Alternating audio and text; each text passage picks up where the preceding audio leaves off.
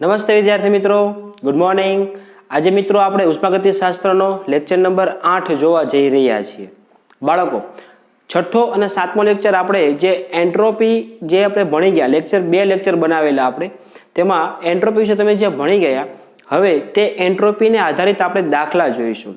પરંતુ મિત્રો, જો તમે એન્ટ્રોપીના લેક્ચર નથી જોયા તો પહેલા એ લેક્ચર જોઈ લો, નહીતર આજના લેક્ચરમાં તમને કંઈ જ ખબર નહીં પડે। જે કંઈ સૂત્ર છે, જે કંઈ વસ્તુ છે તે ખાસ 1-2 વખત જોઈ લો, વાંચી લો, ભણી લો। એન્થાલ્પીની વ્યાખ્યા શું છે એ બધું જ ધ્યાનપૂર્વક સમજી લો, તો જ તમને દાખલા ગણવામાં ખબર પડશે।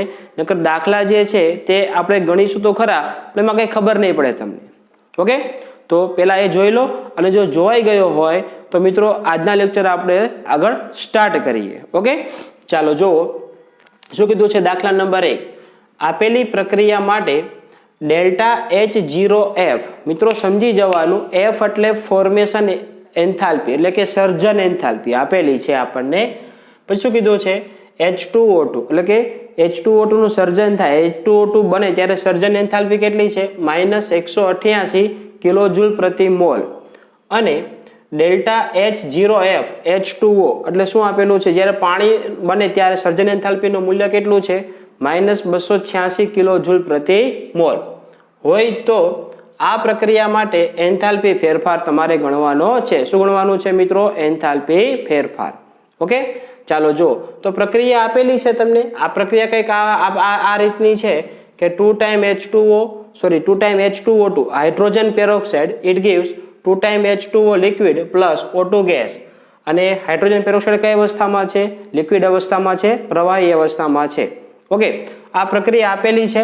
હવે મિત્રો એક શબ્દ પકડો, જ્યારે પણ રકમમાં એવું કીધું હોય આ પ્રક્રિયા માટે, શું કીધું છે, આ પ્રક્રિયા માટે એટલે સમગ્ર જે પ્રક્રિયા થાય એ પ્રક્રિયા માટે તમારે એન્થાલ્પી ફેરફાર ગણવો હોય, કોઈ પણ એન્થાલ્પી હોય, સર્જન એન્થાલ્પી હોય કે XYZ કોઈ પણ એન્થાલ્પી હોય, તો તેના માટેનું સૂત્ર માત્ર એક જ છે મિત્રો। કયું સૂત્ર છે તે, પ્રક્રિયકોની એન્થાલ્પી નિપજોની એન્થાલ્પીનો સરવાળો, એટલે કે જે નિપજો છે તેની જેટલા પણ નિપજો છે, 1 2 3 4 જેટલી પણ નિપજો છે એ બધા જ એન્થાલ્પીનો સરવાળો માઇનસ પ્રક્રિયકોની એન્થાલ્પીનો સરવાળો। ઓકે, એટલે કે નિપજ માઇનસ શું કરવાનું છે, પ્રક્રિયક કરવાનું છે।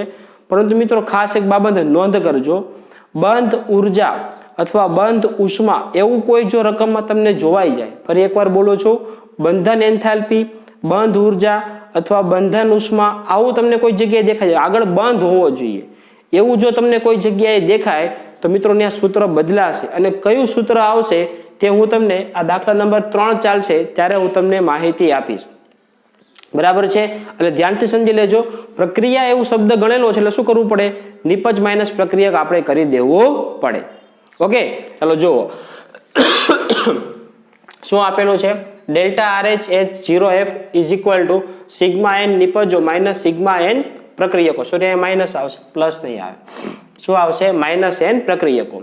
તો આપણી પાસે નિપજો કેટલા છે, 2, બરાબર। કોણ કોણ છે, H2O અને બીજું શું છે, ઓક્સિજન વાયુ છે। ઓકે, તો મેં લખી નાખ્યા H2O, પણ મિત્રો જો આગળ 2 લખેલા છે, કેમ 2, પાણી 2 મોલ છે એટલે મારે અહીંયા 2 મોલ કરવા પડે। ઓકે, ઓક્સિજન ગેસ 1 જ મોલ છે એટલે કાંઈ કરેલું નથી, 1 ના 1 મેં લખેલો નથી। પછી માઇનસ મારે શું લેવું પડે, પ્રક્રિયક, તો પ્રક્રિયકમાં હાઇડ્રોજન પેરોક્સાઇડ છે તે 2 મોલ છે, એટલે આગળ મેં કેટલા લખી દીધા, 2 મોલ લખી દીધા। ક્લિયર? હવે મિત્રો આગળ જુઓ તો શું છે, 2 ગુણ્યા H2O, તો H2O ની કેટલી સર્જન એન્થાલ્પી છે, -286, તો અહીંયા 286 લખી દીધું। હવે મિત્રો અહીંયા વધે છે ઓક્સિજન, તો ઓક્સિજન તેની પ્રમાણિત સ્થિતિમાં છે, અહીંયા ઓક્સિજન પ્રમાણિત સ્થિતિમાં છે, વાયુ અવસ્થામાં છે, અને ડાયમર છે એટલે કે દ્વિઅણુ સ્વરૂપે છે। તો તમને ખબર છે પ્રમાણિત કોઈ પણ વસ્તુ હોય તેની એન્થાલ્પી કેટલી લઈએ છીએ આપણે, 0 લઈ લઈએ છીએ। બીજું તમે એમ પણ સમજી શકો શોર્ટ ટ્રીક તરીકે કે જેની એન્થાલ્પી આપણને નથી આપેલી તેની પણ 0 લઈ શકાય। રકમમાં આપણને ઓક્સિજનની એન્થાલ્પી નથી આપેલી તો આપણે 0 પણ લઈ શકીએ છીએ। ઓકે, તો અહીંયા આવી જશે 0 માઇનસ 2 ગુણ્યા, શું કામ 2, કારણ કે 2 મોલ હાઇડ્રોજન પેરોક્સાઇડ છે અહીંયા, અને હાઇડ્રોજન પેરોક્સાઇડની કેટલી આપેલી છે આપણને, 188 કિલોજૂલ। પછી આ બેનો ગુણાકાર કરો તો 572, પણ કેવા આવશે, માઇનસ। આ બંનેનો ગુણાકાર કરો તો માઇનસ થશે, બરાબર, પણ પરંતુ માઇનસ માઇનસ પ્લસ થઈ જશે, +376। બાદબાકી કરશો બંનેની તો જવાબ આવશે -196 કિલો જૂલ પ્રતિ મોલ. ઓકે, એટલે કે એનો મતલબ એવો થાય કે જ્યારે હાઇડ્રોજન પેરોક્સાઇડમાંથી પાણી અને ઓક્સિજન વાયુ છૂટો પડે છે, એટલે કે હાઇડ્રોજન પેરોક્સાઇડનું વિઘટન થાય છે, ત્યારે -196 કિલો જૂલ પ્રતિ મોલ એટલે કે શું થશે મિત્રો? તેટલી ઉષ્મા કેવી થશે? મુક્ત થશે. ખબર પડી ગઈ આટલી? ઓકે, ચાલો. તો માઇનસ છે એટલે સમજો એનો મતલબ એવો થાય કે ઉષ્મા કેવી થાય? મુક્ત થાય. ખબર પડી? કેટલી હિન્ટ આપી જોજો, હિન્ટ જે આપતો જાઉં છું તે લખતા જજો. જ્યારે પણ પ્રક્રિયા એન્થાલ્પી અથવા પ્રક્રિયા ઉષ્મા એવો શબ્દ આવે એટલે સૂત્ર આપણે એક જ મૂકવું પડે, નિપજ માઇનસ પ્રક્રિયક. બરાબર છે? નિપજ માઇનસ પ્રક્રિયક. બીજું, પ્રમાણિત સ્થિતિમાં હોય તેની એન્થાલ્પી ફેરફાર કેટલો ગણાય? 0 ગણાય. કેટલો ગણાય છે? 0. બીજી રીત શોર્ટ ટ્રીક તમને એ પણ મેં આપી કે માની લો કે કોઈ રકમ છે, એમાંથી કોઈ પણ નિપજની બાજુ કે કોઈ પ્રક્રિયક બાજુ કોઈક એવી વસ્તુ છે અથવા એવો પદાર્થ છે જેની એન્થાલ્પી આપણે રકમમાં નથી આપેલી, તો એનું પણ આપણે શું લઈ શકીએ? 0 લઈ શકીએ. ખબર પડી ગઈ આટલી? ઓકે, પ્રમાણિત સ્વરૂપ ખબર ન પડતી તો રકમમાં જોઈ લેવાનું, કોની નથી આપેલી, બસ એની 0 લઈ લેવાની. ઓકે, આપણે પ્રમાણિત હોવું જરૂરી છે. ઓકે, ચાલો. નંબર 2, એના જેવો જ દાખલો છે. શું કીધું છે? 2 time N2O plus 2 time N2O gas, બરાબર છે, એટલે નાઇટ્રસ ઓક્સાઇડ છે, પછી પ્લસ ઓક્સિજન ગેસ આપેલો છે. ઇટ ગીવ શું બને છે? 4 ટાઈમ NO ગેસ, બરાબર. આ પ્રક્રિયા માટે ડેલ્ટા H0F, બરાબર, એટલે જો આ પણ સર્જન એન્થાલ્પીનો જ દાખલો છે. એ F આપેલો છે સર્જન એન્થાલ્પી. N2O માટે કેટલી છે? 82 કિલો જૂલ પ્રતિ મોલ. ઓકે, અને ડેલ્ટા H0F NO એના માટે કેટલી આપેલી છે? 90 કિલો જૂલ પ્રતિ મોલ છે. ઓકે, આના માટે 82 છે, આના માટે કેટલી છે? 90 કિલો જૂલ પ્રતિ મોલ છે. તો પ્રક્રિયા, યસ, જો શું શબ્દ આવ્યો? પ્રક્રિયા ઉષ્મા ગણો. શું ગણવાનું છે? પ્રક્રિયા ઉષ્મા. એટલે પ્રક્રિયાની એન્થાલ્પી અથવા પ્રક્રિયા ઉષ્મા ગણવાની હોય તો સૂત્ર એક જ આવશે. કયું આવશે? નિપજો માઇનસ પ્રક્રિયકો. બરાબર, સર્જન એન્થાલ્પી છે એટલા માટે. ખબર પડી ગઈ? તો ચાલો, નિપજ કેટલી છે આ બાજુથી જોવો તો NO છે ને, પણ કેટલા મોલ છે? 4 મોલ. તો 4 ગુણ્યા શું આવશે? NO ની એન્થાલ્પીનો ફેરફાર, બરાબર, એટલે કે નાઇટ્રિક ઓક્સાઇડની એન્થાલ્પીનો ફેરફાર. નાઇટ્રોજન મોનોક્સાઇડ, આ ડાયનાઇટ્રોજન ઓક્સાઇડ એમ પણ બોલી શકાય. માઇનસ 2 ગુણ્યા પ્રક્રિયક કોણ છે તમારી પાસે? N2O. 2 શું કામ? કારણ કે 2 મોલ છે એટલા માટે. ઓકે, અને પ્લસ ઓક્સિજનની એન્થાલ્પીનો ફેરફાર એમને. હવે અહીંયા 4 ગુણ્યા NO, તો 4 ગુણ્યા તમને NO ની આપેલી છે, કેટલી આપેલી છે? 90. તો અહીંયા મેં મૂકી દીધી 4 ગુણ્યા 90. પછી માઇનસ 2 ગુણ્યા N2O માટે કેટલી આપેલી છે? 82, એટલે 2 ગુણ્યા 82. ઓક્સિજન છે એની તો કેવી કહેવાશે? પ્રમાણિત સ્થિતિમાં છે, ડાયમર ઓક્સિજન છે. તો પ્રમાણિત પ્રક્રિયક હોય અથવા નિપજ હોય તેની એન્થાલ્પી કેવી લઈએ છીએ આપણે? 0 લઈએ છીએ. ઓકે, તો આ મૂકી દીધી આપણે 0. 4 ગુણ્યા 90 એટલે 360, 2 ગુણ્યા 82 એટલે 164. આ પણ પ્લસ હતું એટલે હવે માઇનસ જ રહેશે. બાદબાકી કરશું એટલે જવાબ કેટલો આવશે? 196 કિલો જૂલ પ્રતિ મોલ. મિત્રો, એવું નહીં સમજી લેતા કે સર અહીંયા પણ 196 છે, અહીંયા પણ 196 છે, જવાબ 196 જ આવે હંમેશા. ના, એવું નથી. આ તો બાય ચાન્સ એવું થાય છે, બાકી જવાબ તો કોઈ પણ આવી શકે. હા, જો એ પ્લસ પણ હોઈ શકે, આ માઇનસ પણ છે અને ધન પણ છે, બંને અલગ અલગ પણ હોઈ શકે. એવું જરૂરી નહીં કે હંમેશા પ્લસ જ આવે, હંમેશા માઇનસ આવે, એવું જરૂરી નથી હોતું. બરાબર, એન્થાલ્પી ફેરફાર થાય એ દરમિયાન કાં તો પ્રક્રિયા ઉષ્માક્ષેપક હોય અથવા ઉષ્મા શોષક હોય. જો આ પ્રક્રિયા છે તે ઉષ્માક્ષેપક છે એવું તમે કહી શકો, કારણ કે આટલી ઉર્જા મુક્ત કરે છે. બરાબર, અને આ સમીકરણ જોઈને અથવા આ જવાબ જોઈને તમે એવું કહી શકો કે 196 પ્લસ છે એટલે એટલી ઉષ્મા મેળવે છે એવું તમે કહી શકો છો. ખબર પડી ગઈ આટલી? એટલે આ પ્રક્રિયા છે તે ઉષ્મા શોષક છે, આ પ્રક્રિયા છે તે ઉષ્મા ક્ષેપક પ્રક્રિયા છે. ક્લિયર થઈ ગયું? હવે મિત્રો, આમાંથી હું તમને ઘણી વખત એમ કહું છું કે પ્રક્રિયા ઉષ્મા ગણો એવું શબ્દ આપે છે. બરાબર, હવે આમાંથી કોઈ પર્ટિક્યુલરી સાંભળો, તમને પર્ટિક્યુલરી તમને N2O ની ઉર્જા આપણે અહીંયા આપી દીધી છે 82, પણ માની લો કે આમાં 82 ન આપેલું હોય. બરાબર છે, 82 ન આપેલું હોય અને આપણે એમ કીધું છે કે N2O ની સર્જન એન્થાલ્પી ગણો. શું ગણવાનું છે આપણે? N2O ની સર્જન એન્થાલ્પી ગણો.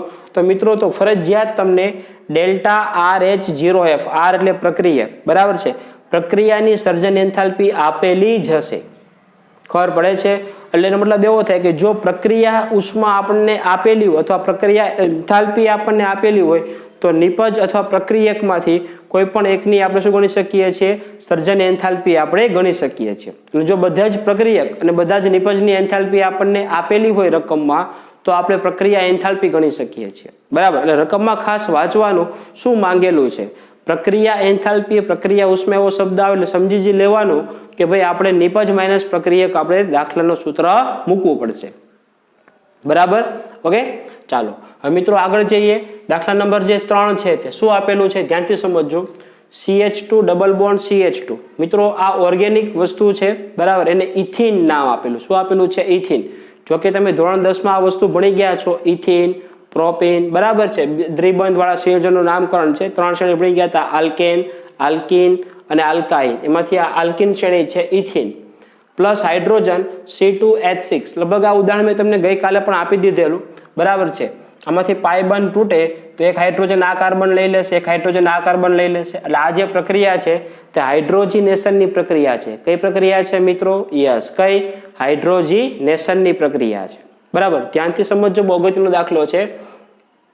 પ્રક્રિયા માટે આપેલ બંધ એન્થાલ્પીના મૂલ્યો પરથી પ્રક્રિયા એન્થાલ્પી ગણવાની છે. પ્રક્રિયા એન્થાલ્પી એટલે તરત મગજમાં લાઇટ થઈ જવી જોઈએ કે પ્રક્રિયા એન્થાલ્પી ગણવાની છે એટલે નિપજ માઇનસ પ્રક્રિયક કરવું પડે. શું કરવું પડશે? નિપજ માઇનસ પ્રક્રિયક કરવું પડશે, બરાબર. પરંતુ મિત્રો ધ્યાનથી સમજજો, અહીંયા ધ્યાનથી શું કીધું છે કે આ વસ્તુ ખોટી પડશે, એટલે માટે કહું છું પેલા રકમ બરાબર વાંચજો. શું કીધું છે? મૂલ્ય કોને આપેલા છે? તમને બંધ એન્થાલ્પીના મૂલ્ય આપેલા છે. કોને આપેલા છે? બંધ એન્થાલ્પી. મિત્રો જ્યારે પણ બંધ એન્થાલ્પીના મૂલ્ય આપેલા હોય ને ત્યારે આ સૂત્ર લાગુ નથી પડતું. કયું? નિપજો માઇનસ પ્રક્રિયકો વાળું, બરાબર. અને બાળકો અહીંયા જ ભૂલ કરી જતા હોય છે. ઘણી બધી ભૂલ અહીંયા થાય છે બાળકોથી.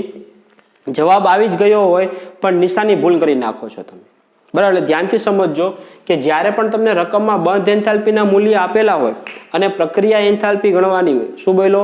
જ્યારે આપણને રકમમાં શું આપેલું હોય? બંધ એન્થાલ્પીના મૂલ્યો અને પ્રક્રિયા એન્થાલ્પી ગણવાની હોય ત્યારે મિત્રો સૂત્ર બદલાય છે. શું બદલાય છે?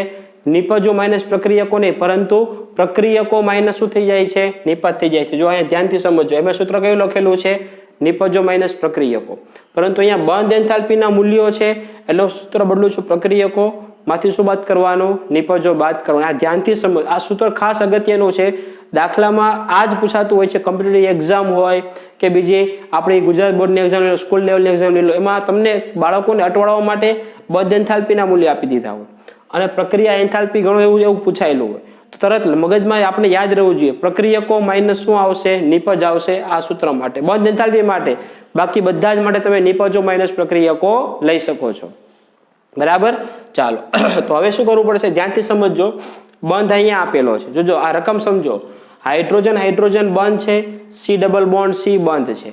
તો મિત્રો આ બંધને તોડવા માટે કેટલી બંધ એન્થાલ્પી જોઈએ? તો H બોન્ડ H ને તોડવા માટે 431.37 કિલોજૂલ પ્રતિ મોલ, બરાબર. C ડબલ બોન્ડ C ને બંધ તોડવા માટે 606.10 મોલ કિલોજૂલ પ્રતિ મોલ જોઈએ. C બંધ C ને તોડવા માટે 336.49 અને CH બંધને તોડવા માટે 410.50. હવે જો મિત્રો શું કરેલું છે? આ બધી વસ્તુ મેં બેઠી લખેલી છે. જોજો CH2 તો CH2 દ્વિબંધ તો અહીંયા દ્વિબંધ, CH2 તો CH2, બરાબર. પછી H2 તો H બંધ H, ઓકે. ઇટ ગિવ્સ શું આપેલું છે? C2H6 તો 2 કાર્બન છે તો 2 કાર્બન, 6 હાઇડ્રોજન તો 1 2 3 4 5 અને 6 થઈ ગયા હાઇડ્રોજન, ઓકે. મિત્રો હવે તમે ધ્યાનથી સમજો. આ બધું તમારે શું કરવું પડશે તે આ બાજુ તમારી પાસે કેટલા C ડબલ બોન્ડ C છે? 1 C ડબલ બોન્ડ C છે, બરાબર. પછી કેટલા CH બંધ છે? 1 બંધ, 2 બંધ, 3 બંધ, 4 બંધ. તો પ્રક્રિયકો બાજુ ભલે એક જ છે, બંધ એન્થાલ્પી એટલે ધ્યાનથી સમજો બંધ તોડવાના છે, બધા જ બંધ તોડી નાખવાના છે. તો કેટલા બંધ થશે? સાંભળજો. એક દ્વિબંધ વાળો થયો, બરાબર, અને 4 આ થયા, ટોટલ 5 બંધ તોડવાના છે. તો જો મેં એ જ લખેલું છે, એક દ્વિબંધ વાળો બંધ તોડવા માટે એન્થાલ્પીનો ફેરફાર, બરાબર. 1 ગુણ્યા 1 ક્યાંથી આવ્યો? કારણ કે C ડબલ બોન્ડ C એક જ છે, બરાબર ને. C ડબલ બોન્ડ C કેટલો છે? એક જ છે, એટલા માટે અહીંયા એક જ લખેલું છે, બરાબર. હવે પ્લસ સાંભળજો 4 CH બંધ, તો 4 CH બંધ 1 2 3 અને 4. તો આ 4 CH બંધ તોડવા માટે થતો એન્થાલ્પીનો ફેરફાર. ત્યારબાદ પ્રક્રિયકની બાજુ આ પણ છે, બરાબર. H બંધ કેટલા છે? એક જ બંધ છે, એટલે માટે આગળ મેં 1 લખેલું છે. 1 ગુણ્યા delta H naught H bond H. ખબર પડી ગઈ? પ્રક્રિયકોમાં કુલ કેટલા? આ બાજુ 5 અને આ બાજુ 6. તો જોઈ લેવાનું શું 6 બંધનો સરવાળો મળી જાય છે? 1 અહીંયા, 4 અહીંયા, એટલે 5 અને 1 અહીંયા, ટોટલ કેટલા થઈ ગયા? 6. 6 બંધ તૂટી ગયા, ઓકે. હવે માઇનસ નિપજ.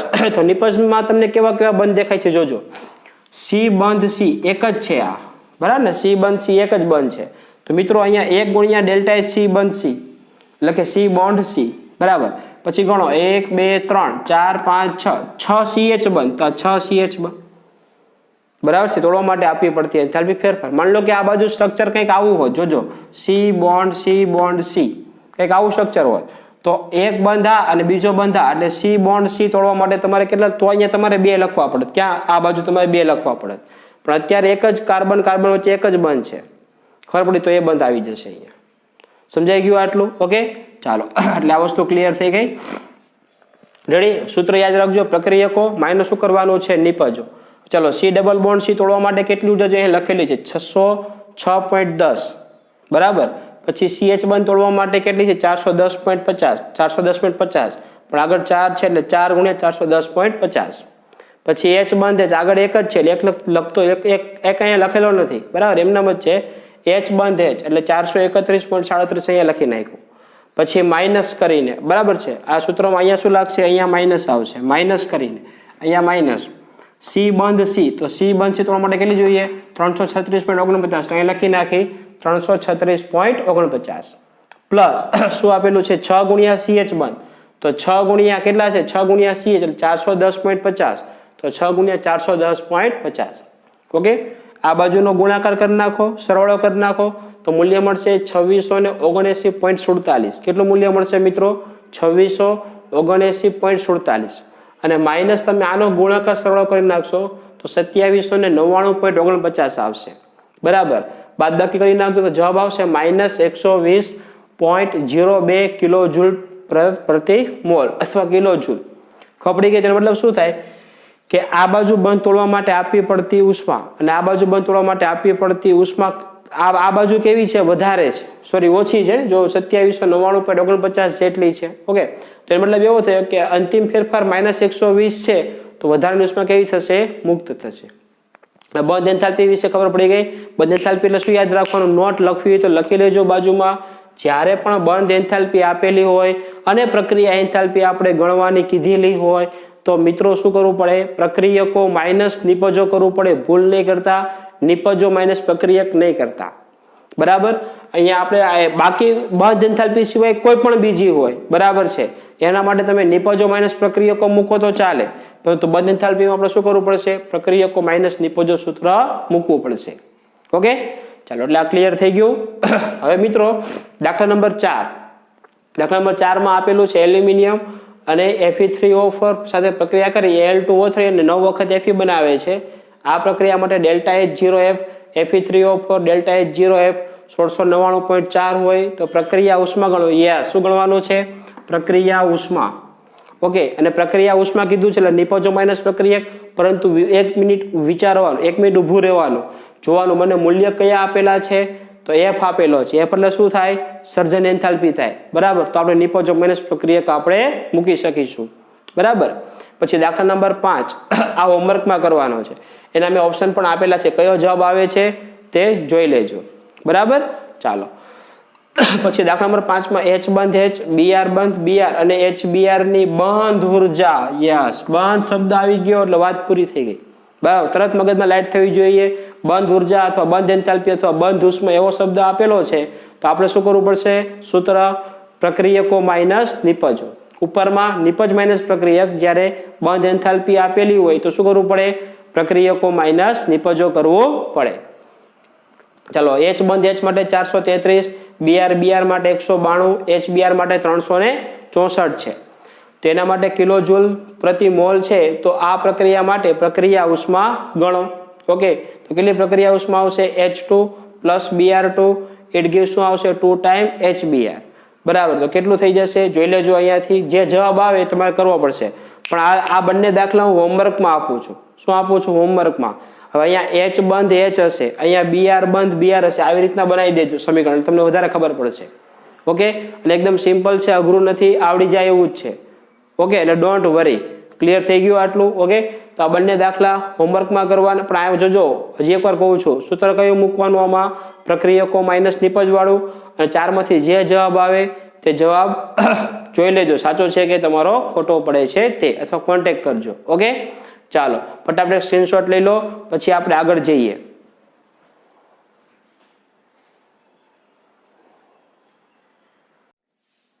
ચલો ફ્રેન્ડ, આગળનો દાખલો જોઈએ. મિત્રો, દાખલા નંબર 6 શું કીધું છે?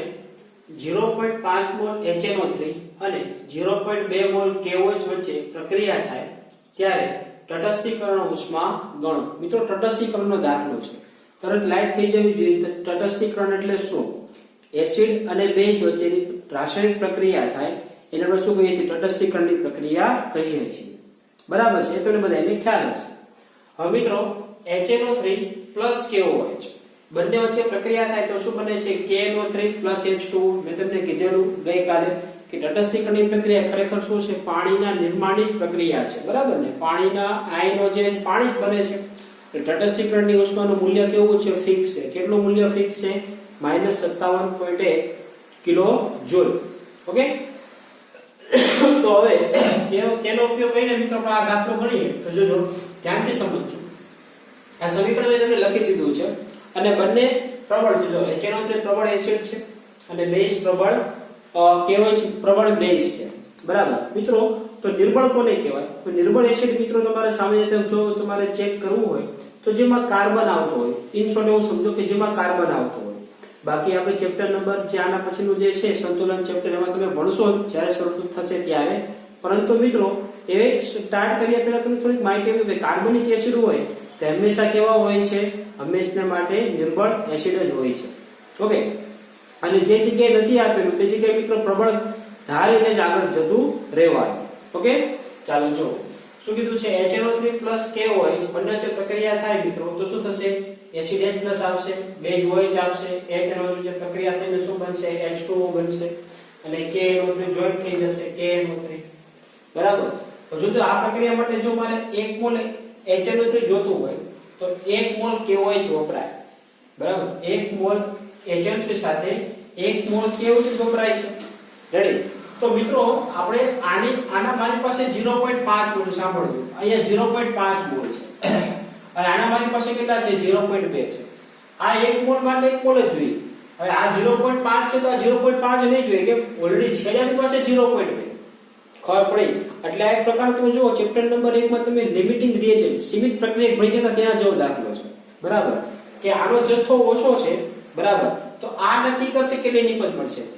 આ જેટલું છે એટલું જ આ વપરાશે. એટલે ભલે 0.5 છે પણ વપરાશે કેટલું? 0.2 વપરાશે. કેટલું વપરાશે? 0.2. ખબર પડી? એટલે 1 મોલ વપરાય છે તો 0.2 મોલ વપરાય.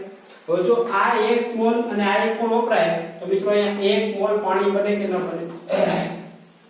ખબર પડે છે? 1 મોલ પાણી બને તો મિત્રો 1 મોલ પાણી બને ત્યારે તમને ખબર છે તટસ્થીકરણ ઉષ્મા કેટલી છે? 57.1 કિલો જૂલ જેટલી છે. આપણને ખબર છે. બરાબર, કે 0.2 સોરી 1 મોલ એસિડ અને બેઝ તટસ્થીકરણ ઉષ્મા કેટલી છે? -57.1 કિલો જૂલ છે. અહીંયા શું લખેલું છે? 0.2 મોલ HNO3 વપરાશે. એટલે ભલે આની પાસે છે 0.5, વપરાશે કેટલા? 0.2. ક્લિયર આટલું? ઓકે. હવે જો આપણને ખબર છે કે 1 મોલ માટે કેટલી જોઈએ? 57.1 -57.1. તમારે વપરાય છે કેટલા? 0.2. કેટલા? તો કઈ નંબર ગુણાકાર થાય જવાબ કેટલો આવશે? 11.42 કિલો જૂલ જેટલી ઉષ્મા તમારે વપરાશે. ખબર કે તેટલી ઉષ્મા શું પડશે? તટસ્થીકરણની ઉષ્મા મળશે. ક્લિયર? યાદ રાખો 1 મોલ માટે 57.1 છે -57.1 તો 0.2 મોલ માટે કેટલા થાય છે? ક્લિયર? એટલે મિત્રો નાના કોન્સેપ્ટ છે પરંતુ અગત્યના કોન્સેપ્ટ છે. બરાબર છે? બહુ એટલા બધા હાર્ડ નિયમો નથી, હાર્ડ રૂલ્સ નથી. દાખલા એકદમ સિમ્પલ વેથી તમે ગણી શકો છો. અઘરા દાખલા નથી પણ હા કોન્સેપ્ટ યાદ હોવા જોઈએ. બરાબર, તો તમને આ દાખલા સરળતાથી આવડી જશે. બરાબર, ચાલો પછી મિત્રો દાખલા નંબર 7 જુઓ શું કહે છે તે બેન્ઝીનની દહન પ્રક્રિયા દરમિયાન થતો એન્થાલ્પી ફેરફાર -3264.6 કિલોજૂલ પ્રતિ મોલ છે. તો 39 ગ્રામ બેન્ઝીનના દહનથી ઉદ્ભવતી ઉષ્મા ગણો. બાળકો એકદમ સિમ્પલ દાખલો છે, જેમ ઉપર કરી કે એના જેવો દાખલો છે પણ બધા અલગ અલગ દાખલો. આ તટસ્થીકરણ ઉષ્માનો દાખલો છે તો તટસ્થીકરણ એન્થાલ્પીનો દાખલો થશે. જ્યારે આ દહન એન્થાલ્પીનો દાખલો થશે. જો દહન આપેલી છે એટલે કે દહન એટલે આપણે શું કરવાનું છે? ઓક્સિજનની હાજરીમાં પદાર્થને સળગાવવાનો છે એટલે કે બાળવાનો છે.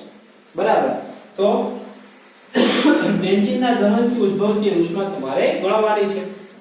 ચાલો, બેન્ઝીન એટલે થશે મિત્રો C6H6. શું થાય બેન્ઝીન એટલે? C6H6. ઓકે, મેં તમને કીધું હતું જ્યારે પણ વાત ન કરેલી હોય ત્યારે સંપૂર્ણ દહન જ થાય એવું આપણે માની લેવાનું છે. શું કરીશું? ઓક્સિજન સાથે પ્રક્રિયા કરીશું તો બને છે 6CO2 H2. મેં તમને કીધું છે જ્યારે પણ હાઇડ્રોકાર્બન સંયોજનોનું દહન થાય, બરાબર છે, આગળ પણ વાત થઈ ગઈ છે એ વાત અહીંયા રિપીટ કરું છું. જ્યારે પણ હાઇડ્રોકાર્બનનું દહન થાય મિત્રો ત્યારે હંમેશને માટે નિપજમાં કાર્બન ડાયોક્સાઇડ અને પાણી જ મળે છે. શું મળે છે? કાર્બન ડાયોક્સાઇડ અને પાણી. જો અહીંયા આપેલું છે 6 times CO2 3H2, બરાબર? તો C6H6 15/2 O2 it gives 6CO2 3 times H2O. અહીંયા 7.5 પણ લખી, સોરી 7.5 પણ તમે લખી શકો છો. ચાલો હવે સમજો, જો હવે ધ્યાનથી સમજો શું કરવાનું છે. તમારે કોનું સળગાવવાનું છે, કોનું દહન કરવાનું છે? 39 ગ્રામ બેન્ઝીનનું દહન. હવે ધ્યાનથી સમજો, જો 1 મોલ બેન્ઝીનનું દહન થાય તો આના માટે એન્થાલ્પી ફેરફાર તમને આપેલું છે. કેટલો છે? 3264.6 કિલોજૂલ પ્રતિ મોલ. જે મેં લખેલું છે કે 1 મોલ બેન્ઝીન બળે ત્યારે આટલી ઉષ્મા તમને મળે. કારણ કે માઈનસ છે એટલે એન્થાલ્પી મળશે તમને, એ ઉષ્મા મુક્ત કરશે. ફરી એકવાર 1 મોલ બેન્ઝીન બળે ત્યારે આટલી ઉષ્મા મળે. કેટલું છે? -3264.6 કિલોજૂલ પ્રતિ મોલ. પણ મિત્રો આપણે મોલ સાથે મોલ નથી જોતું, આપણે ગ્રામમાં જોઈએ. ગ્રામ લખેલું છે એટલે 1 મોલ ને ગ્રામમાં ફેરવો, બરાબર? 1 મોલ ના કેટલા ગ્રામ થશે? 78 ગ્રામ. એટલે તેના વજન એટલે કે મિત્રો અણુભાર શોધી નાખ્યું. શું શોધી નાખ્યું? અણુભાર. તો અણુભાર કેટલો થશે? કાર્બનનો 12 એટલે 6 ગુણ્યા 12 એટલે 12 6 72. હાઇડ્રોજનનો 1 એટલે 72 + 6 કેટલું થશે? 78 ગ્રામ. કેટલું થશે? 78 ગ્રામ. તો અહીં જશે 78 ગ્રામ. હવે મિત્રો નાની બાબતો છે એ હવે આપણે અહીંયા કઈ દાખલામાં કોઈ જરૂરિયાત હોતી નથી. હવે તમે ઓલરેડી ચેપ્ટર નંબર 1 માં તમે બધી અણુભાર કઈ રીતે શોધો એ પ્રેક્ટિસ તમે ઓલરેડી કરી ચૂક્યા છો, બરાબર? મિત્રો અણુભાર આપણે ગોખવાની જરૂર નથી હોતી, પરંતુ કમસે કમ તમને 1 થી 20 તત્વોના પરમાણુ જે છે એના અણુભાર તો આવડતા હોવા જ જોઈએ. આ ગમે ત્યારે તેની જરૂર પડી શકે છે. ઓકે, એક્ઝામમાં દર વખતે અણુભાર આપેલા, જો કોઈ હાર્ડ એવું તત્વ હશે તો એનું આપેલું હશે, પરંતુ 1 થી 20 ના તો આપણે યાદ રહેવા જ જોઈએ. 1 થી 20 ના તમે યાદ રાખશો તો આસાનીથી તમે કોઈ પણ દાખલો સોલ્વ કરી શકશો, કોઈ જગ્યાએ અટવાશો નહીં, બરાબર? એટલે 1 થી 20 માં કાર્બન હાઇડ્રોજન બંને હાઇડ્રોજન અણુભાર કેટલો? 1 લઈ લીધો છે, કાર્બનનો 12, બંનેનો સરવાળો કરીશું કેટલો આવશે? 78 ગ્રામ. આનો મતલબ એવો થાય કે 78 ગ્રામ બેન્ઝીન બળે છે કે સળગે છે અથવા તેનું દહન થાય છે ત્યારે 3264.6 કિલોજૂલ જેટલી ઉષ્મા કેવી થાય છે? મુક્ત થાય છે. એટલે બેન્ઝીનની દહન એન્થાલ્પી આટલી છે. સંપૂર્ણ દહન થાય ત્યારે આટલી ઉષ્મા મુક્ત થાય.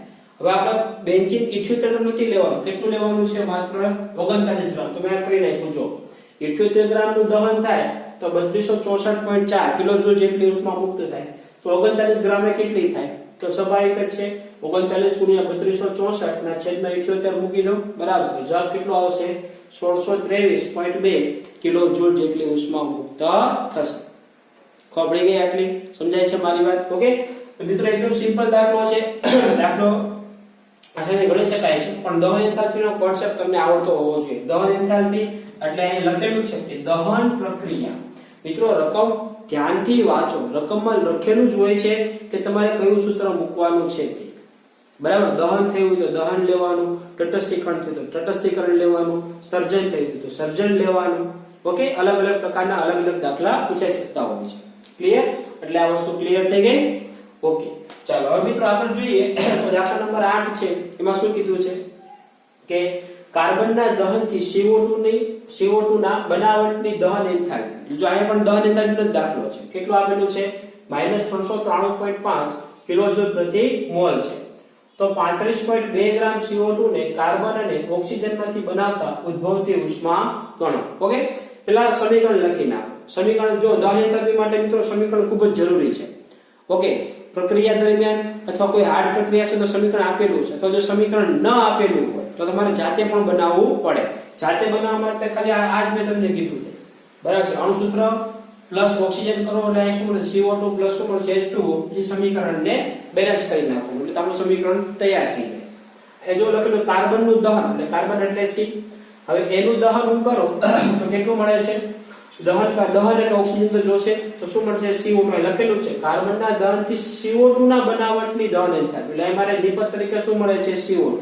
અહીંયા બે ઓપ્શન છે, કાં તો કાર્બન મોનોક્સાઇડ મળે કાં તો CO2 મળે. અહીંયા લખી દીધું તો CO2 મળે એટલા માટે મેં CO2 લખી નાખ્યું.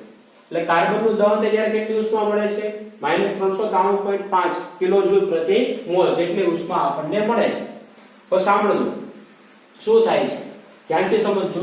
આનો 1 મોલ વપરાય છે, આનો પણ 1 મોલ વપરાય છે એટલે તમને 1 મોલ CO2 મળે છે। 1 મોલ શું એટલે 44 ગ્રામ થશે કારણ કે કાર્બનના 12 ઓક્સિજનના 16 16 દુ 32 વત્તા 12 કરશો એટલે 44 ગ્રામ થશે બરાબર। તો એક મોલ દહન પામે ત્યારે 44 ગ્રામ ઉત્પન્ન થાય। આનો મતલબ એમ પણ થાય કે 1 મોલ કાર્બન ડાયોક્સાઇડ નું દહન થાય ત્યારે આટલી ઉષ્મા મુક્ત થાય, અથવા તમે એમ પણ કહી શકો કે 44 ગ્રામ CO2 નું ઉત્પન્ન થાય ત્યારે આટલી ઉષ્મા મુક્ત થાય છે। ઓકે, કાંઈ શું લખેલું છે 35.2 ગ્રામ CO2 ને કાર્બન અને ઓક્સિજન માંથી બનાવો। તમારે કેટલો બનાવવાનો છે CO2 કેટલો બનાવવાનો છે મિત્રો 35.2 ગ્રામ। એ તમારી પાસે કેટલો બને છે 44 ગ્રામ બને ત્યારે આટલી ઉષ્મા મુક્ત થાય તો 35.2 ગ્રામ કેટલી ઉષ્મા મુક્ત થાય તો 44 ગ્રામ CO2 માટે કેટલી ઉષ્મા ઉદ્ભવે તો -393.5 કિલોજૂલ જેટલી ઉષ્મા ઉદ્ભવે। તો 35.2 ગ્રામ CO2 માટે કેટલી ઉદ્ભવે ગુણાકાર કરો ચોકડી ગુણાકાર આ બેનો ગુણાકાર ભાગ્યા 44 કરશો તો જવાબ આવશે 314.8 કિલોજૂલ, પણ કેવી આવશે -314.8 કિલોજૂલ જેટલી ઉષ્મા તમને ઉદ્ભવે। ખબર પડી ગઈ આટલી? ઓકે, એટલે એકદમ સિમ્પલ દાખલો હતો, સોલ્વ થઈ ગયો। એટલે દહન એન્થાલ્પીમાં એ કઈ નથી કરવાનું, ખાલી સમીકરણ જો થઈ જાય એટલે સમીકરણ આપણે એક પ્રકાર તમે એવું કહી શકો બાળકો છે દહન એન્થાલ્પી, પણ દાખલા આપણે કોની જેમ ટ્રીટ કરીએ છીએ કયું ચેપ્ટર પેલા ચેપ્ટરની જેમ ટ્રીટ કરીએ આટલો મોલે આટલા થાય તો આટલા મોલે કેટલા થાય એવું જ કર્યું ને। આટલા ગ્રામ ઉત્પન્ન થાય ત્યારે આટલી ઉષ્મા ઉત્પન્ન થાય તો આટલા ગ્રામ મેળવવા માટે કેટલી ઉષ્મા ઉત્પન્ન થશે ખબર પડી? બસ તો આટલું આપણે એકદમ સિમ્પલ રીતે દાખલો હતો। પછી મિત્રો દાખલા નંબર 9 છે ને 10 બરાબર, તો આ બંને હોમવર્કનો દાખલા ગણવાના છે। જો કયો દાખલો છે NaOH અને HCl it gives NaCl plus H2O। તો મિત્રો આ એસિડ અને બેઝની પ્રક્રિયા છે અથવા તમને રકમ આપેલું છે તટસ્થીકરણની ઉષ્મા ગણ। તો મિત્રો આની જેમ જ દાખલો ગણવાનો છે, દાખલા નંબર 6 ની જેમ ગણવાનો છે। ઓકે, તો થઈ જશે ને આટલું? ઓકે, પછી મિત્રો દાખલા નંબર 10 જે છે એ પણ તમારે હોમવર્કમાં જ છે, પણ કોની જેવો આપેલો છે તો આ શું છે સાંભળજો। આ શું છે ગ્લુકોઝ છે। શું છે ગ્લુકોઝ? ગ્લુકોઝની ઓક્સિજન સાથે પ્રક્રિયા એટલે મિત્રો એનો મતલબ એવો થયો કે આ દહન પ્રક્રિયા છે। કઈ પ્રક્રિયા છે? દહન। બાજુમાં ઓક્સિજન હોય બીજું કઈ ન હોય તો દહન એન્થાલ્પી છે બરાબર। તો શું ઉત્પન્ન થશે હાઇડ્રોકાર્બન સંયોજન છે તો 6 ટાઈમ CO2 6 ટાઈમ H2O મુક્ત થાય છે બરાબર। હવે આગળ જઈએ આમાં તો 1.6 ગ્રામ ગ્લુકોઝ એટલે આ ગ્લુકોઝ છે બરાબર ના દહનથી ઉદ્ભવતી ઉષ્મા ગણો છે। આના જેવો દાખલો છે, આના જેવો દાખલો છે। અહીંયા બેન્ઝીન આપેલું છે, અહીંયા શું આપેલું છે ગ્લુકોઝ આપેલું છે બરાબર। તો ગ્લુકોઝ નો અણુભાર કેટલો થશે એ જાતે ગણવાનો। હું કહી દઉં કાર્બનના 12 હાઇડ્રોજનના 1 ઓક્સિજનના 16 લઈ લેવા। તો આપણે એટલે જે કઈ જવાબ આવે તે તમારે સીધો મૂકી દેવો। ક્લિયર આટલું? ઓકે મિત્રો ધ્યાનથી સમજજો, ભૂલ નહીં કરતા। જો ભૂલ કરશો તમે આ દાખલામાં સીધું જ લઈ લેશો ને અહીંયાથી આમ તો કે સીધું જ લેવાનું છે, પણ અહીંયા કિલો કેલરી આપેલી છે બસ એટલો ફરક છે। આ તમારે જૂલમાં જોવા મળશે, આ તમને શેમાં મળશે કિલો કેલરીમાં મળશે। ક્લિયર? આનો અણુભાર શોધો, આટલા અણુભારે આટલી ઉષ્મા મુક્ત થાય 1.6 ગ્રામ ગ્લુકોઝ થી કેટલી ઉષ્મા મુક્ત થશે। જે જવાબ આવે તે 4 માંથી જોઈ લેજો કોની સાથે સરખામણી થાય। અહીંયા પણ ઓપ્શન મેં તમને આપેલા જ છે। સમજાઈ ગયું આટલું? ઓકે, આ બધા દાખલા જો મિત્રો આગળનું બોર્ડ અને આ બોર્ડ બધું લખવાનું છે આપણી ટેક્સ્ટ બુક ફેર બુકમાં। ઓકે, એટલે ફટાફટ ઝડપથી સ્ક્રીનશોટ લઈ લો પછી આપણે આગળ જઈએ।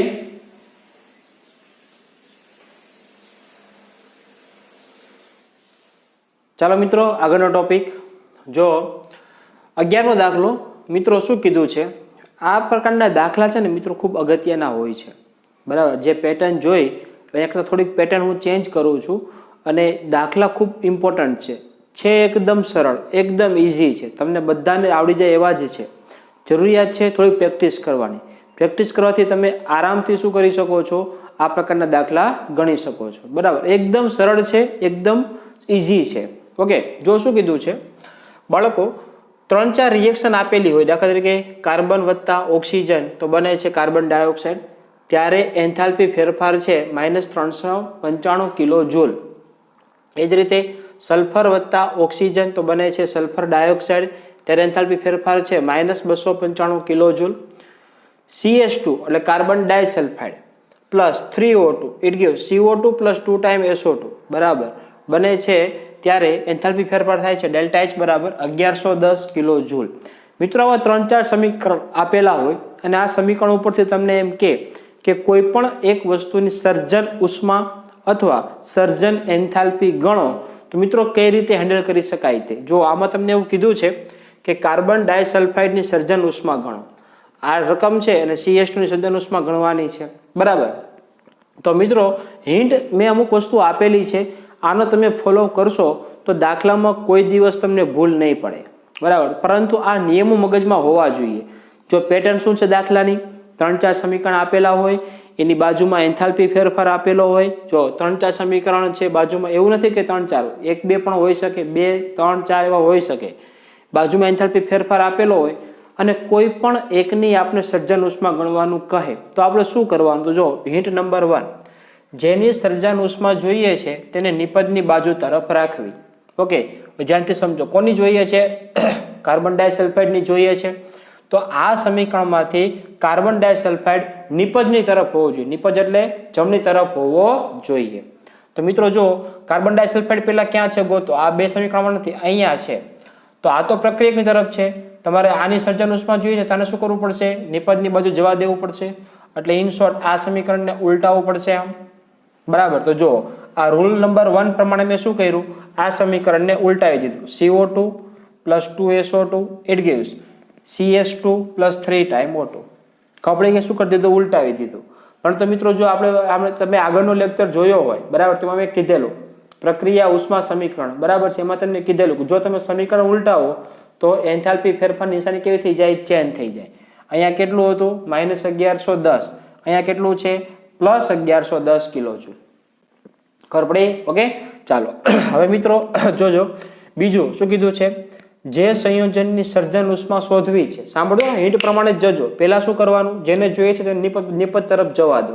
એટલે આ સમીકરણમાંથી એને ગોતવાનું, નિપજ તરફ જવા દેવાનું. એવું નથી હોતું કે દરેક વખતે પ્રક્રિયકની બાજુ જ હોય, એવું ન હોય. ક્યારેક નિપજની બાજુ પણ હોય તો એને કોઈ પણ જાતનો ફેરફાર કરવાનો નહીં, એમને રહેવા દેવાનું બરાબર. બીજો નિયમ, જે સંયોજનની સર્જન ઉષ્મા શોધવી છે તે સંયોજનમાં જે પરમાણુ રહેલા છે તેને પ્રક્રિયકની ડાબી બાજુ રાખવા. એક્ઝામ્પલ તરીકે કોની જોઈએ છે? CH2 ની આપણે સર્જન ઉષ્મા જોઈએ છે. તેમાં કયા કયા પરમાણુ છે? કાર્બન છે અને સલ્ફર છે. તેને કઈ બાજુ રાખવાના? પ્રક્રિયક કઈ બાજુ હોય? ડાબી બાજુ. કઈ બાજુ હશે? ડાબી બાજુ. ઓકે, તો ચલો કાર્બન ડાયસલ્ફાઇડની સર્જન ઉષ્મા જોઈએ છે, તેની અંદર પ્રક્રિયક કયા કયા છે? કાર્બન અને સલ્ફર છે. કાર્બન અને સલ્ફર છે ને, તો એને કઈ બાજુ રાખવા? ડાબી બાજુ જ રાખવા. તો જો કાર્બન અને સલ્ફર વાળા સમીકરણ આ બે છે, તેમાં ઓલરેડી પ્રક્રિયકની બાજુ જ છે, એટલે આને કોઈ ફેરફાર કરવાનો થતો નથી. એટલે મેં એમને લખી નાખ્યા. જો આ રૂલ નંબર 1 પ્રમાણે, આ રૂલ નંબર 2 પ્રમાણે ઓલરેડી પ્રક્રિયક તરફ જ છે બરાબર. એટલે કઈ ફેરવાની જરૂરિયાત છે નહીં. કાર્બન વત્તા oxygen it give CO2 delta H બરાબર 395 કિલો જૂલ અને સલ્ફર વત્તા ઓક્સિજન SO2 ડેલ્ટા H બરાબર -295 કિલો જૂલ. આ મિત્રો આ બે નિયમ પેલા ફટાફટ કરી નાખવાના, ઝડપથી આ બે નિયમો કરી નાખવાના બરાબર છે. શું કરવાનું? પહેલા જેની સર્જન ઉષ્મા જોતી છે એ નિપજની તરફ જવા દો અને સર્જન ઉષ્મા જેની શોધવાની છે તેની અંદર જે પરમાણુ રહેલા છે તેને કઈ બાજુ રાખવાના? પ્રક્રિયક બાજુ રાખવાના. ક્લિયર? ચાલો હવે રૂલ નંબર 3 વાંચો. બસ આ રૂલ નંબર 3 ઇમ્પોર્ટન્ટ છે. આ આવડી જાય તો કામ પૂરું થઈ જાય. જુઓ, જેની સર્જન ઉષ્મા જોઈએ છે તેના પરમાણુ સમીકરણમાં બંને બાજુ સંતુલન કરો. આ માટે યોગ્ય સહગુણક વડે ગુણાકાર કે ભાગાકાર કરવો પડે, અથવા જે કરવો હોય તે કરી શકાય છે. એક્ઝામ્પલ તરીકે સમજો, તમારે CH2 ની સર્જન એન્થાલ્પી ગણવી છે, તો CH2 ને તમે જમણી બાજુ તરફ જવા દીધું. એની અંદર પરમાણુ કયા છે? કાર્બન અને સલ્ફર. કાર્બન અને સલ્ફર છે બરાબર. તો આ બંને બાજુ સરખા હોવા જોઈએ. એક્ઝામ્પલ તરીકે CH2 માં કાર્બન 1 છે બરાબર, નિપજમાં કાર્બન 1 છે, તો આ બાજુ પણ કાર્બન 1 જ છે જુઓ. પરંતુ અહીંયા સલ્ફર 2 છે, દેખાય છે, પરંતુ એ સલ્ફર કેટલા છે? 1 જ છે. એટલે મતલબ એવો થયો કે આ સમીકરણ તમારે 2 વડે ગુણાકાર કરવો પડે. ખબર પડી? તો જોજો, ઉપરના 2 સમીકરણ એઝ ઇટ ઇઝ મેં એમને જ રહેવા દીધા છે, પરંતુ નીચેના સમીકરણને મારે 2 વડે ગુણાકાર કરવો પડશે. કેમ? કારણ કે જે નિપજમાં જોઈએ છે તે અને જે પ્રક્રિયકની બાજુ છે તે બંનેના પરમાણુ સંતુલન સ્થિતિમાં હોવા જોઈએ. એક બાજુ 2 હોય ને એક બાજુ 3 હોય એવું નહીં ચાલે. બરાબર, જેમ કે અહીંયા 2 હતા, અહીંયા કેટલા છે? 1 જ હતો. તો મેં શું કર્યું? આને 2 વડે ગુણાકાર કરી દીધો. ઓકે, તો જો 2 વડે ગુણાકાર કરું તો શું બનશે? 2 વખત સલ્ફર, 2 વખત ઓક્સિજન અને 2 વખત SO2. બરાબર. પછી મિત્રો મેં તમને એમ પણ સમજાવેલું પ્રક્રિયા ઉષ્મા સમીકરણમાં ગયા લેક્ચરમાં કે જો તમે સમીકરણને 2 વડે ગુણો તો એન્થાલ્પી ફેરફાર પણ 2 વડે ગુણાય. એટલે અહીં શું કરવું પડે? 2 ગુણ્યા 295 કિલોજૂલ, તો 2 ગુણ્યા કરશો એટલે 590 કિલોજૂલ આવશે. ખબર પડી? ઓકે, આટલું ખબર પડી ગઈ. પેલું શું કરવાનું? જેની સર્જન ઉષ્મા જોઈએ છે તેને નિપજની તરફ, સર્જન ઉષ્મા જેની જોઈએ છે તેની અંદર જે પ્રક્રિયકો છે તેને કઈ બાજુ રાખવાના? ડાબી બાજુ રાખવાના, પ્રક્રિયકની બાજુ રાખવાના. બીજો નિયમ, સોરી, આ બે નિયમ થઈ ગયા. ત્રીજો નિયમ, બંને બાજુના પરમાણુને સંતુલન કરો. ઓકે, અને સંતુલન થઈ જાય, બરાબર છે, પછી શું કરવાનું? વધારાના બધા સંયોજનો દૂર કરો. ઓલરેડી થઈ જ જશે, બરાબર છે, ઓલરેડી થઈ જશે, તમારે કંઈ નહીં કરવું પડે. બરાબર. મળતા બધા સમીકરણો શું કરી શકાય? યોગ્ય રીતે સરવાળો કરવામાં આવે છે. એટલે કે સંયોજનને દૂર કરવા માટે શું કરવું પડે? બધા સમીકરણનો સરવાળો તમારે કરવો પડે. તો જો આમાં તમારી પાસે કેટલું વધે છે તે મિત્રો, ડાબી બાજુ જે હોય અને સેમ એવું જમણી બાજુ હોય તો એ બંને કેન્સલ આઉટ થાય, દૂર થશે. એક્ઝામ્પલ તરીકે જો આ બાજુ CO2 ડાબી બાજુ છે અને આ બાજુ CO2 જમણી બાજુ છે તો આ બંને કેન્સલ થઈ જશે. બરાબર. તે જ રીતે SO2 જો આ બાજુ, SO2 કઈ બાજુ છે? ડાબી બાજુ છે, તો SO2 અહીંયાથી ગયું. અને આ બાજુ જુઓ તમે, SO2 કઈ બાજુ છે? તો પેલી બાજુ છે, તો SO2 અહીંયાથી જશે. બરાબર. અહીંયા લખવામાં મારે ભૂલ છે. અહીંયા શું આવશે? અહીંયા 2 ટાઈમ SO2 આવશે. બરાબર છે, અહીંયા 2 ટાઈમ SO2 હશે. Okay, 2 time SO2. Ready? Okay, 2 time SO2 છે અહીંયા, એક જ વખત લખેલા, એટલે અહીંયા 2 આવશે. તો આ 2 SO2 કેન્સલ થઈ ગયા. બરાબર. ત્યારબાદ જો ધ્યાનથી સમજજો, ઓક્સિજન કેટલા છે અહીંયા? અહીંયા કેટલા છે? 1 મોલ. 1 + 2 એટલે ટોટલ 3 મોલ. તો અહીંયા 3 મોલ ઓક્સિજન છે, તો આ બધું કેન્સલ થઈ ગયું. ઓકે, તો શું બન્યું તમારી પાસે? જો અહીંયા કેટલા વધ્યા? કાર્બન 1 વધ્યું. સલ્ફર કેટલા વધે છે? 2 વખત સલ્ફર. સાઈડમાં માત્ર શું વધે છે? CH2. ખબર પડી? તો CH2 બરાબર શું બનશે? કાર્બન વત્તા 2 વખત સલ્ફર. ઇટ ગયું શું બનશે? હવે સાંભળજો શું કરવાનું તે. આ બધું બની ગયું. ઓકે, આને કહેવાય પ્રમાણિત. પ્રમાણિત સ્થિતિમાં લાવવાનું. ટૂંકમાં કઈ સ્થિતિમાં લાવવાનું? પ્રમાણિત સ્થિતિમાં. ખબર છે ને? પ્રમાણિત એન્થાલ્પી પ્રમાણિત કઈ રીતે? જે સંયોજન તમારે બનાવવું છે તે સંયોજનની અંદર જે પરમાણુ રહેલા છે તે જ માત્ર હોવા જોઈએ. તો મેં એ જ લાવેલો છું પરમાણુ. ખબર પડી ગઈ આટલી? ઓકે, એટલે બની ગયું CH2. હવે મિત્રો જો આ 3 સમીકરણનો સરવાળો કર્યો તમે તો એન્થાલ્પીમાં પણ શું થાય? 3 સમીકરણનો સરવાળો, 3 એન્થાલ્પીનો સરવાળો જ થાય. જોજો, પેલા હતું +1110 -395 કિલોજૂલ -590. સરવાળો બાદબાકી કરી નાખશો તો જવાબ આવશે +125 કિલોજૂલ. ખબર પડી? આ એકદમ સિમ્પલ છે. બસ આ 4 નિયમ શું કરો? યાદ રાખો તો દાખલો બિલકુલ સરળ થઈ જાય તમારા માટે. સેજ પણ અઘરો છે એવું નહીં લાગે. ખબર પડી ગઈ આટલી? ઓકે, સમજાઈ ગયું? ફરી એકવાર શું નિયમ યાદ રાખવાનો? જેની સર્જન ઉષ્મા જોઈએ છે તેને નિપજની તરફ રાખવાની. નિપજની અંદર એટલે કે જેની સર્જન ઉષ્મા શોધવાની છે તેની અંદર જે પરમાણુ રહેલા છે તે બધાને બાજુની તરફ લાવવાના, પ્રક્રિયક તરફ લાવવાના. ઓકે, પછી બંને બાજુને પરમાણુને સંતુલન કરો. નિપજ બાજુ જેટલા પરમાણુ હોય એટલા જ પરમાણુ પ્રક્રિયક બાજુ રહેવા જોઈએ. અને છેલ્લો મુદ્દો, બધા સમીકરણનો સરવાળો કરો. એટલે બધું જે વધારાનું છે ને મિત્રો એ ઓલરેડી દૂર થઈ જ જશે. એનું તમારે ચિંતા કરવાની જરૂરિયાત નથી. બરાબર. ચાલો, આ દાખલા નંબર 11 પૂરો. દાખલા નંબર 12 શું છે? S + O2 તો SO2 કેટલી એન્થાલ્પી ફેરફાર છે? -298.2 કિલોજૂલ. SO2 + 1/2 O2 બરાબર, તો SO3 બને છે ΔH2 કેટલો આપેલો છે? -98.7 કિલોજૂલ. SO3 + H2 તો શું આવશે? H2SO4 ΔH3. આ પ્રક્રિયા એ 1 2 3 એવું આપેલું છે. -130.2 છે. H2 + 1/2 O2 H2O ΔH4 કેટલું છે? -287.3 કિલોજૂલ. તો શું ગણવાની કીધી છે? H2SO4 ની સર્જન ઉષ્મા ગણો. બરાબર. 4 સમીકરણ છે. એક વસ્તુ આપણને શોધવાની કીધી સર્જન ઉષ્મા, તો શું કરવાનું? H2SO4 વાળું સમીકરણ પહેલા ગોતો. તો H2SO4 સમીકરણ, આ સમીકરણ નંબર 3 છે. જો આ H2SO4 એને ક્યાં રાખવાના? નિપજની તરફ રાખવાનું. તો ઓલરેડી નિપજની તરફ છે જ. એટલે સમીકરણમાં હું કોઈ ફેરફાર નહીં કરું. દેખાય છે? SO3 + H2O it gives H2SO4. આનો ΔH3 કેટલો છે? -130.2 કિલોજૂલ. ક્લિયર? ચાલો, હવે H2SO4 ની અંદર કયા પરમાણુ રહેલા છે? હાઇડ્રોજન છે, સલ્ફર છે અને ઓક્સિજન છે. તો એ સમીકરણને કઈ બાજુ એ જે સમીકરણમાં હોય તેમાં એને પ્રક્રિયકોને કઈ બાજુ રાખવાના? ડાબી બાજુ રાખવાના. ચાલો પેલા હાઇડ્રોજન વાળું સમીકરણ ગોતો. હાઇડ્રોજન વાળું સમીકરણ ક્યાં છે? યસ, આ રહ્યું.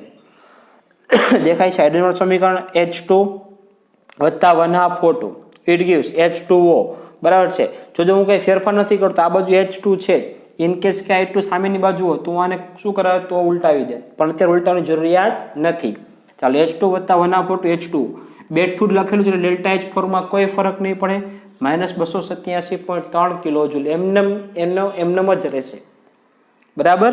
ચાલો પછી શું જોઈએ છે તમારે? પછી સલ્ફર જોઈએ. ત્યાં સલ્ફર લખી નાખ્યું મેં. ઓકે, સો સલ્ફર વાળું સમીકરણ ગોતો. ક્યાં છે? આયરું. તો S વત્તા O2 તો શું બનશે? SO2 ડેલ્ટા H1 કોઈ ફેરફાર નથી. બરાબર. હા, ઇન કેસ કે સલ્ફર આ બાજુ હોય તો મારે ઉલટાવવું પડે, તો નિશાની પણ અહીંયા ચેન્જ થઈ જાય, પણ એવું કરવાની કોઈ જરૂરિયાત નથી.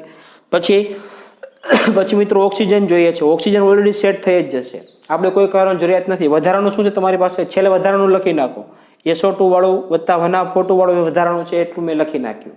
ઓકે, ચાલો તો શું બનશે? Delta H2 આયરું. એટલે હવે પછી સાંભળો, જો ધ્યાનથી સમજજો. હવે આ રૂલ નંબર 2 અને 3 ભેગા કરું છું. કઈ રીતે? આ રૂલ નંબર 1 પ્રમાણે, રૂલ નંબર 2 પ્રમાણે તો લખી નાખ્યું. હવે 3 આમાં લખું છું. જુઓ, હાઇડ્રોજન કેટલા હતા? નિપજની બાજુ 2, તો તમારે 2 હાઇડ્રોજન જોઈએ, તો અહીંયા 2 હાઇડ્રોજન છે જ, એટલે ગુણાકાર કરવાની જરૂરિયાત નથી. સલ્ફર કેટલા જોઈએ? 1, સલ્ફર 1 જ છે, એટલે ગુણાકાર કરવાની જરૂરિયાત નથી. બાળકો સાંભળો, અહીંયા તમારે હાઇડ્રોજન 2 જોઈએ છે, પણ જો અહીંયા હાઇડ્રોજન માની લો કે 4 થઈ ગયા, અહીંયા 4 હોય તો સમીકરણને 2 વડે ભાગાકાર પણ કરવો પડે. બરાબર છે. આવું શક્ય નથી. માની લો કે અહીંયા H4 હોય, આવું શક્ય નથી, પણ સમજાવવા માંગુ છું. અહીંયા આવું આવશે નહીં, પણ આ સમજાવવા માટે. માની લો કે અહીંયા H4 છે, તો તમારે સમીકરણને 2 વડે શું કરવું પડે? ભાગાકાર. કેમ? કારણ કે આ બાજુ 2 છે તો આ બાજુ 2 જોવા જોઈએ. ક્લિયર? ઓકે, ચાલો. એટલે અહીં H2 જ છે અત્યારે, એટલે કોઈ ગુણાકાર ભાગાકાર કરવાની જરૂરિયાત નથી. એટલે રૂલ નંબર 2 અને 3 એઝ ઇટ ઇઝ એમને રાખી દીધો છે. બરાબર. હવે ચોથો નિયમ, બધાનો સરવાળો કરો. સરવાળો કરશો એટલે વધારાનું બધું ઉડી જ જશે. જુઓ કઈ રીતે. આ બાજુ 1 મોલ SO3 છે, તો 1 મોલ SO3, અહીંયા પણ 1 મોલ SO3 કેન્સલ. આ બાજુ શું છે? H2O 1 મોલ, તો H2O 1 મોલ, તો અહીંયા પણ H2O 1 મોલ કેન્સલ. ડાબી જમણી બાજુ સરખા હોય, બધાને ઉડાડી નાખવાના. બરાબર. પછી આ બાજુ SO2 છે, આ બાજુ SO2, તો આ બાજુ પણ SO2 છે, કેન્સલ. હજુ તો કેટલું વધે છે તે? H2 વધ્યો. ઓકે, સલ્ફર વધે છે. ઓકે, હવે જો ધ્યાનથી ગણજો, અડધો વત્તા અડધો એટલે આખો મોલ, એટલે 1 મોલ થઈ ગયો. ખબર પડી ગઈ? અને 1 મોલ એટલે કુલ કેટલા મોલ થયા? 2 મોલ થયા ને, તો 2 મોલ ઓક્સિજન થઈ ગયા કે નહીં? તો હવે ગુણાકાર કરો. 2 2 4, તો થઈ ગયા O4. હાઇડ્રોજન એમને એમ, સલ્ફર એમને એમ થઈ ગયું. H2SO4 બની ગયું. પ્રમાણિત સ્થિતિમાંથી બન્યું કે નહીં? તો તમે આ 4 4 નો શું કર્યો? સરવાળો કર્યો. તો એન્થાલ્પીમાં પણ 4 4 નો શું થાય? સરવાળો જ થાય. ખબર પડી?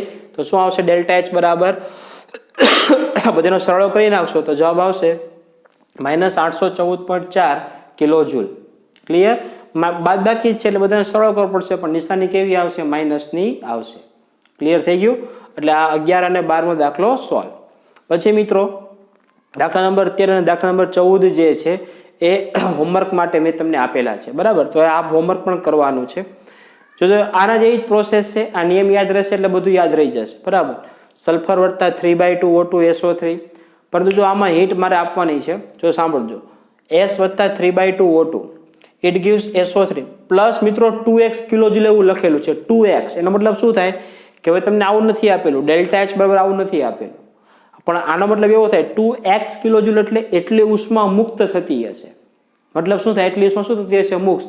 એટલે આના માટે તમારે આ સમીકરણ માટે તમને કોઈ પૂછે કે ભાઈ એ સમીકરણ માટે ડેલ્ટા H કેટલો, જો અહીંયા લખું છું એ સમીકરણ માટે ડેલ્ટા H કેટલો, ડેલ્ટા H બરાબર -2x. ત્યાંથી સમજો, -2x લેવું પડશે તમારે. કેમ? કારણ કે નિપજની તરફ મળે છે, એટલે એટલી ઉષ્મા કેવી થાય? મુક્ત થાય. અને મુક્ત થાય એટલે પ્રણાલી ઉષ્મા ગુમાવે છે. એ તમને બધા એને ખ્યાલ છે. ખબડી ગઈ આટલી? ઓકે. એટલે માઇનસ ભલે છે +2x, પણ ડેલ્ટા H બરાબર કેટલું આવશે? -2x. પરંતુ જો મિત્રો A2x આ પ્રક્રિયકની બાજુ લખેલા હોય ને, પ્રક્રિયકની બાજુ, તો પાછા તમારે પ્લસ લેવો પડે. કેમ? કારણ કે એટલી ઉષ્મા તમારે આપવી પડે. ખબડી ગઈ? આ ટર્નિંગ પોઈન્ટ છે. આ તમને શું કહેવાય? માર્ક્સ કપાવવા માટેનો આ રીતે તમને ગૂંચવાવી શકે છે. ડેલ્ટા એચ ના આપેલું હોય પરંતુ નિપજની તરફ ઉષ્મા આપેલી હોય અથવા પ્રક્રિયકની તરફ ઉષ્મા આપેલી હોય તો એટલું યાદ રાખવાનું. જો નિપજની તરફ આપેલી હોય તો એટલી ઉષ્મા ગુમાવાય અથવા એટલી ઉષ્મા મુક્ત થાય, પરંતુ જો પ્રક્રિયકની બાજુ ઉષ્મા આપેલી હોય તો એટલી ઉષ્મા મેળવાય તો પ્લસ, ગુમાવાય તો માઇનસ. ભલે ત્યાં પ્લસ છે પણ તમારે લેવું કેવું પડશે, ડેલ્ટા એચ બરાબર -2x. આ સમીકરણ માટે પ્લસ વાય કિલો જૂલ છે, પ્લસ વાય પણ નિપજની તરફ છે તો તમારે કેવું લેવું પડશે, ડેલ્ટા એચ બરાબર -y તમારે લેવું પડશે. ખબર પડી ગઈ? એટલે આ સમીકરણ છે તેને આની જેમ જ લખી નાખવાનું. જો આમ લખવાનું S વત્તા 3/2O2 ઇટ ગીવ્સ SO3 અને ડેલ્ટા એચ બરાબર -2x, એટલે ભૂલ નહીં થાય એમ લખી નાખવાનું -2x. નીચેનું સમીકરણ આમ લખવાનું SO2 વત્તા 1/2O2, અહીંયા SO3 છે જ ને, ડેલ્ટા H2 બરાબર -y લખવાનું. શું લખવાનું? અહીંયા -y. ક્લિયર? ઓકે. પછી દાખલો ગણી નાખવાનો. SO2 જોઈએ છે તો તમારે શું કરવું પડશે, આને આમ ફેરવવું પડશે, કારણ કે SO2 આ સમીકરણમાં છે ને, એટલે આને આમ ફેરવવું પડશે તો ત્યાં +y થઈ જશે.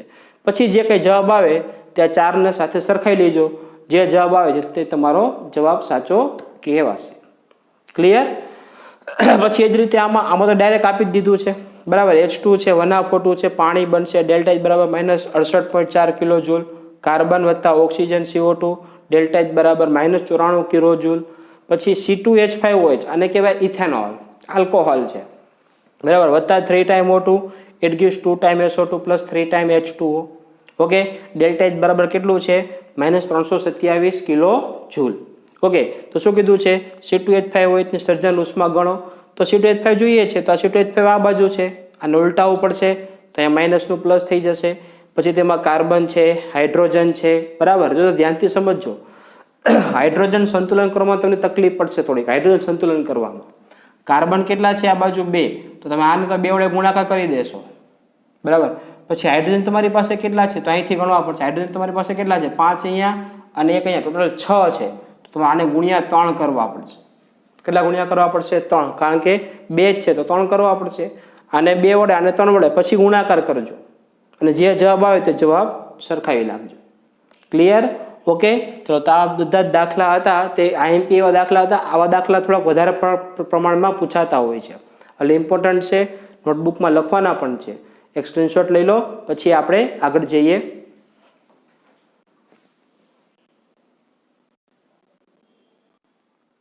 મિત્રો, એક સૂચના, આજનું હોમવર્કમાં આજે દાખલા ચલાવ્યા તે પ્લસ તમને જે દાખલા હોમવર્કમાં આપેલા છે તે બધા જ આપણે નોટબુકમાં એક વખત લખીશું.